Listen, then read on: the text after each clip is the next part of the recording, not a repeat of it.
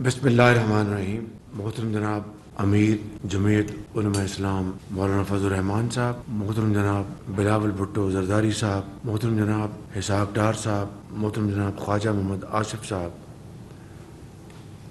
محترم جناب سردار اختر مینگل صاحب، جناب آفتاب احمد خان شیرپاو صاحب، میرے چھوٹے بھائی جناب امیر حیدر ہوتی صاحب، مولانا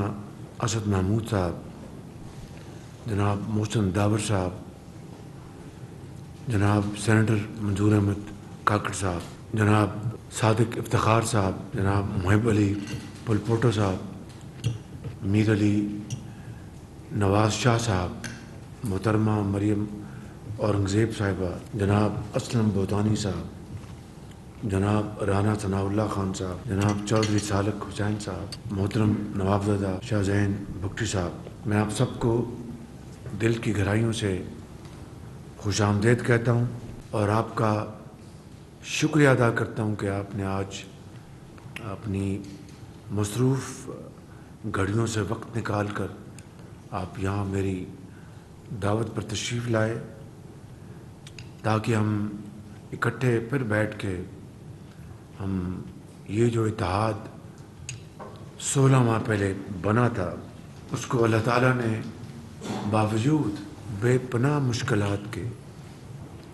اور بے پناہ تکالیف کے اور چیلنجز کے، چاہے وہ مالی مشکلات تھیں، چاہے وہ سیاسی افراتفری تھی،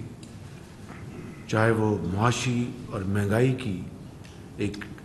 بہت شدید لہر تھی، چاہے وہ بدترین سیلاب تھے، تو ان تمام مراحل کو آپ نے اپنی لگن، محنت اور قومی جذبے کے ساتھ آپ نے طے کیا. راستے میں کئی رکاوٹیں آئیں، کئی پہاڑ نما مسائل تھے، لیکن آپ نے ہمت نہیں ہاری اور یہ قافلہ چلتا گیا. مہنگائی اپنی جگہ ایک بہت بڑا چیلنج تھا اور آئی ایم ایف کی جو شرائط تھی اس کے مطابق پیٹرولیم ڈیولپمنٹ لیوی PDL اس کو سال کا اوسطاً 50 روپے بڑھانا ہمارے لیے ناگزیر تھا. تو آپ کو یاد ہوگا بعض اوقات 40 روپے بھی ہمیں بڑھانا پڑا اور کیبنٹ میں یقیناً جہاں پر آپ مشکل صورتحال کو سمجھتے تھے وہاں پر سیاسی طور پر غریب آدمی کے حوالے سے آپ سب یک زبان ہو کے بات کرتے تھے کہ یہ ہمارے لیے ایک بہت مشکل ہے، بڑی تکلیف ہے، لیکن کیا کریں کہ یہ مجبوری ہے. لیکن پھر بعض مہینوں میں آپ نے دیکھا کہ قیمتیں کم بھی ہوئیں. پچھلی جو قیمتیں بڑھائی گئیں اس سے پچھلی مرتبہ قیمتیں کم بھی ہوتی رہیں، لیکن یہ مجموعی طور پر ایک بدترین دور تھا عالمی مہنگائی کے حوالے سے، کیونکہ جنگ ہو رہی تھی یوکرین میں، اس کی وجہ سے کموڈٹیز کا بے پناہ ایک پریشر آیا قیمتوں کا. ایڈیبل آئل تھا، چاہے وہ گندم تھی، چاہے وہ فرٹیلائزر تھا. لیکن ان تمام مشکلات کو آپ نے مجموعی حکمت سے آپ نے اس کو عبور کیا اور ہم آگے چلتے آئے. بالآخر اللہ تعالیٰ نے پھر کچھ مہربانی فرمائی. گندم کی پچھلے 10 سال میں ریکارڈ پیداوار ہوئی. پچھلے سال ہم نے پچھلی حکومت کی گندم کی میدان میں بہت کم پیداوار ہونے کی وجہ سے $2 ارب کی ہم نے گندم ہمیں باہر سے امپورٹ کرنی پڑی. آئی ایم ایف کے ساتھ جو ایک بہت ہی مشکل مرحلہ طے نہیں ہو رہا تھا، اس کی بنا پر کبھی ڈالر اوپر جاتا تھا، کبھی نیچے آتا تھا. امپورٹس کو ہمیں دبانا پڑا، کم کرنا پڑا تاکہ ہمارے جو زر مبادلہ کے ذخائر ہیں ان کو کنٹرول کیا جا سکے. علاوہ دیگر جو مشکلات تھیں، سیاسی افراتفری، کبھی لانگ مارچ ہو رہا ہے، پچھلے سال کی بات کر رہا ہوں، کبھی دھرنا ہو رہا ہے اور اس کے ساتھ جو جڑے ہوئے مسائل تھے اس کے بارے میں آپ سب اچھی طرح جانتے ہیں۔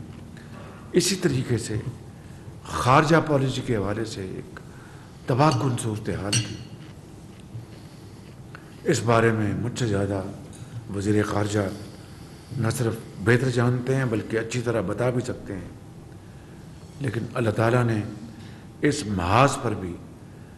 کامیابی دی اور مشترکہ کاوشوں سے وزیر خارجہ کی اور اجتماعی کاوشوں سے اس میں بہتری آنا شروع ہوئی، جس کا بالآخر بہت اچھا نتیجہ نکلا اور بالآخر IMF کا بھی معاہدہ ہو گیا، جس کے اوپر اللہ تعالیٰ کا جتنا بھی شکر ادا کریں کم ہے، کیونکہ اگر یہ معاہدہ نہ ہوتا مجھے اس میں کوئی شک نہیں تھا ایک ملک کے اندر تباہ کن صورتحال ہوتی، ادویات کی دکانوں پر لائنیں لگی ہوتی، لائف سیونگ ڈرگس نہ ملتی، اور بچوں کے لیے خشک دودھ اس کے اوپر لائنیں لگی ہوتی۔ غرض ہے کہ ایک ہر طرف ایک بہت برا ایک تصویر نامہ ہوتا، بینکس کے ساتھ LCs نہ کھل پاتی، اگر کھلتی تو باہر کے جو گاہک ہیں اس کو ایکسیپٹ نہ کرتے جب تک کہ انٹرنیشنل بینکس اس کو انڈورس نہ کریں، انٹرنیشنل بینکس شاید انکار کر دیتے، مطلب ایک عجیب صورتحال ہوتی، زراعت، صنعتیں، بے روزگاری۔ تو اللہ نے بڑا کرم کیا، بالآخر اجتماعی کاوشوں سے IMF کا معاہدہ بھی سائن ہو گیا اور اللہ نے بڑا کرم کیا۔ پھر 9 مئی کا واقعہ آیا اور اس دلخراش واقعے نے ایک نئی ملک کے اندر افراتفری اور بے یقینی کی ایک بہت خطرناک صورتحال پیدا کر دی۔ گو کہ یہ ایک بڑا المناک واقعہ تھا، لیکن خیر کا پہلو ہی نکلا کہ مکروہ چہرے سامنے آ گئے اور پوری قوم نے ان چہروں کو پہچان لیا۔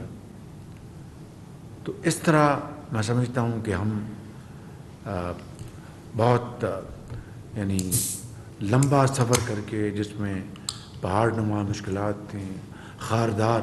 راستے تھے، لیکن خدا نے بڑا کرم کیا اور کچھ بہتری آئی۔ میں یہ تو نہیں کہتا کہ بہت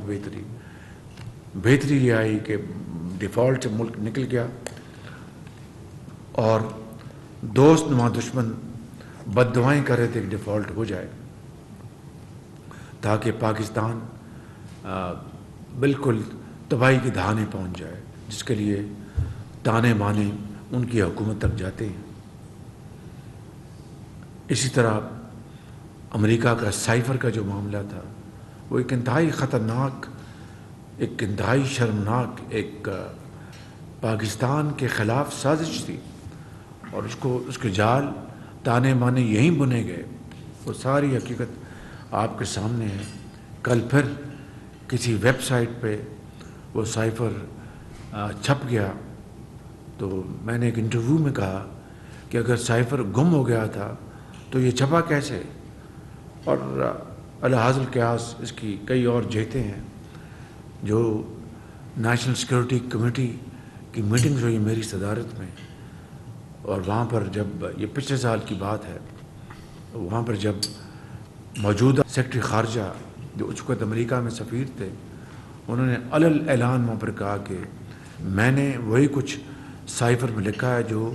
میری گفتگو ہوئی ڈونلڈ لو سے، اور میں نے اپنا اندازہ بتایا۔ کچھ انہوں نے جو سفارتی آداب ہیں اس کو انہوں نے ضرور ٹریس پاس کیا، جس کے لیے باقاعدہ ان کو ڈیمارش کیا گیا، لیکن اس نے کہا کہ سازش کا تو کہیں دور دور تک ذکر نہیں ہوا۔ تو اس طرح اس کا بھی پول کھل گیا۔ پھر کبھی کہا کہ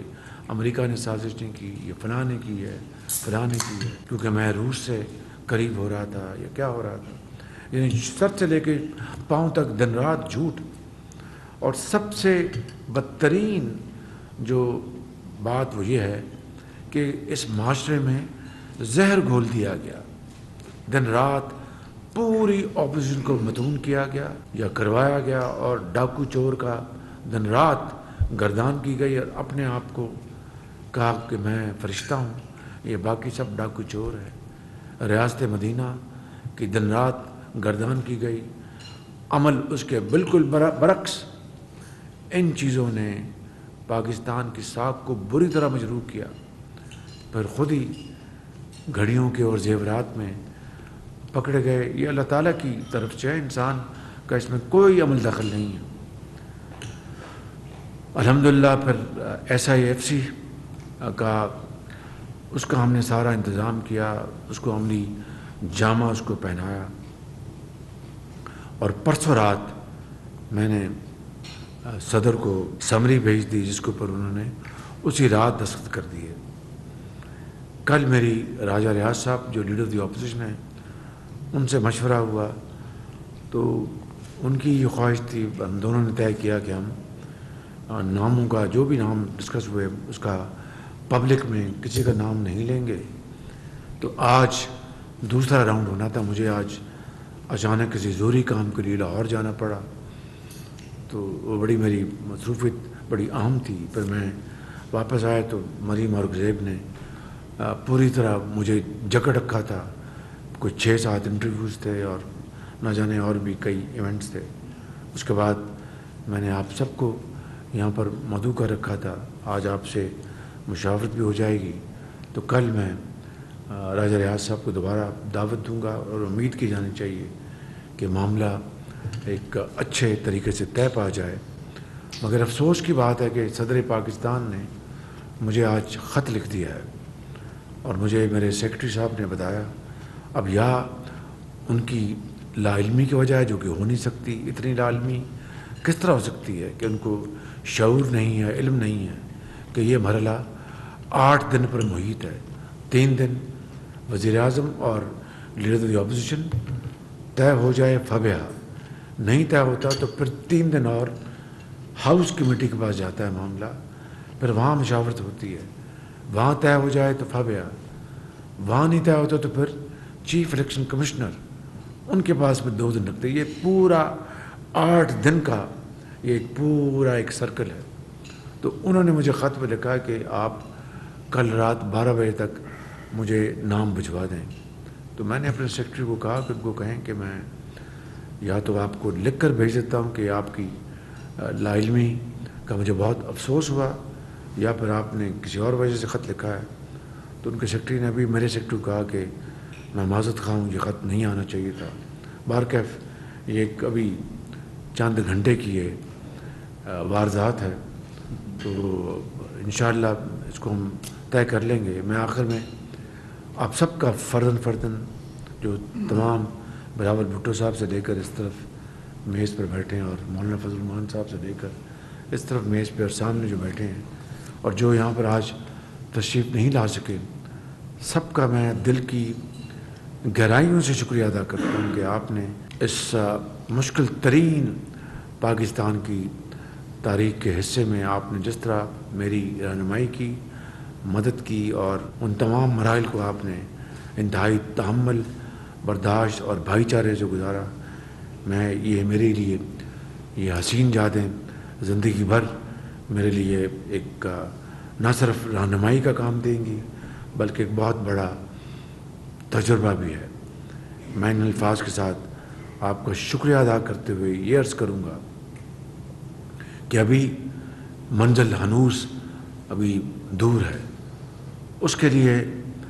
یہ تو مرحلہ گزر گیا، اب آگے الیکشن کا مرحلہ آنا ہے، اس سے پہلے کیٹیگری گورنمنٹ نے آنا ہے۔ تو میں اپنے تائیں میں بلا خوف تردید یہ کہنا چاہتا ہوں کہ ہم اتحادی پارٹیوں نے بے شک ہمارے اپنے اپنے مینیفیسٹوز ہیں، اپنے اپنے منشور ہیں، اپنی اپنی کیمپین کرنی ہے، لیکن جس مقصد کے لیے ہم اکٹھے ہوئے اور جس مقصد کو حصول کے لیے ہم نے اپنا جو سیاسی جو اثاثہ ہے اس کو بے پناہ خرچہ ہے کو سپینڈ کیا ہے، وہ ایک مقصد کے لیے تھا کہ طے کیا تھا کہ ریاست کو بچانا ہے،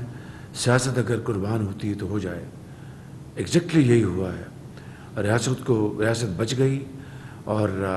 ریاست کے عوام بچ گئے، لیکن سیاست یقیناً ہماری قربان ہوئی ہے۔ مجھے تو کم از کم اس کا کوئی دکھ نہیں ہے،